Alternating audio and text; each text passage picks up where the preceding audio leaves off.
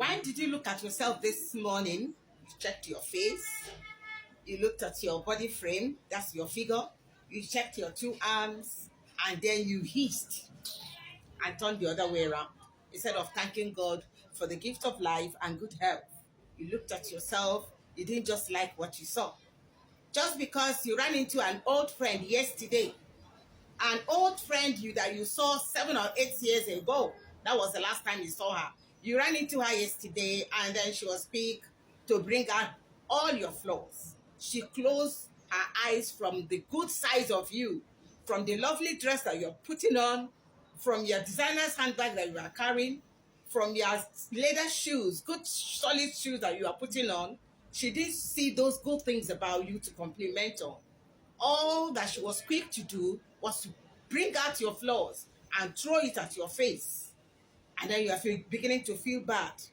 She saw you, oh, you've added so much weight.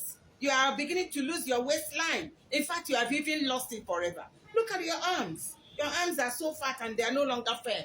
They are now flabby.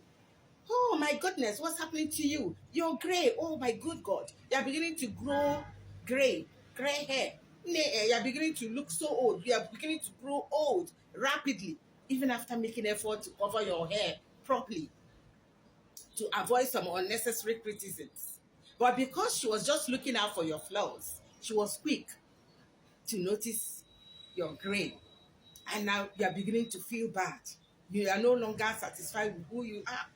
You are no longer satisfied with the person standing before the mirror because of an old friend, because of careless criticisms from an old friend who will not even consider her own flaws. There are some people like that. They make effort to kill your joy. They won't compliment on anything good about yourself. No, they will be quick to bring out your shortcomings, your weaknesses, and your flaws and throw it at you. I used to have a friend like that. Okay? If you see her care legs, her care legs. And then she loves wearing leggings to expose the thing. And when you tell her, Agnes, why do you like to wear leggings? And you know you have serious care, she'll be quick to tell you, don't you know me before? We attended the same secondary school. We've always known that I had care legs. Why are you bringing it up and making it look as if it's an issue? I said, well, you should have looked for something to cover it. Wear something that will cover your legs. I said, please, you know, I've always loved to wear leggings. And so what? She will just brush her own aside and then bring up your own and throw it at your face so that you feel bad. Especially if she knows that you are someone that are so particular about the way you look, your appearance. She will now begin to bring out those flaws so that you feel bad, so that you feel dejected, so that she will burst your ego, destroy your self-confidence.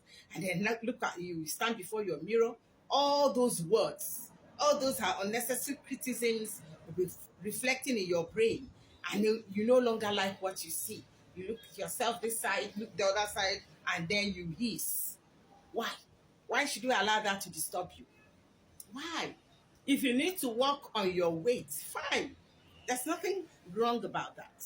Cut down on your food, take your body exercise seriously, and then you get back your figure. Even if it's not exactly the way it was some 7, 8 years. Then you are not married. Now you're married, you have children. You can still get back your waistline. You can still reduce the fat on your arms and make them appear firm and no longer flabby. You shouldn't disturb yourself for crying out loud. Some people are like that. They are good to kill one's joy, make you feel bad. And then when they get back home, they say, yes, I gave it to her. Hey, you ought to have noticed how bad she felt when I told her those words. She'll be happy at home that she ended up making you feel bad. And then throw it away. Throw those words into the trash can. Forge ahead with yourself. Still be your happy self. Okay? Change those things you feel that you should change. And then forge ahead. That's it. Don't feel bad. Don't hate yourself. Okay? Because somebody somewhere is busy trying to kill your joy. And then you are receiving those things. Even after showing her signs that you are no longer comfortable with what she was saying. She pretended not to have noticed what you're showing her. your body movement, body movement speaks volumes. Body language speaks volumes, and you showed her that you are no longer interested in all those her criticisms, that she should stop, and then she still continued.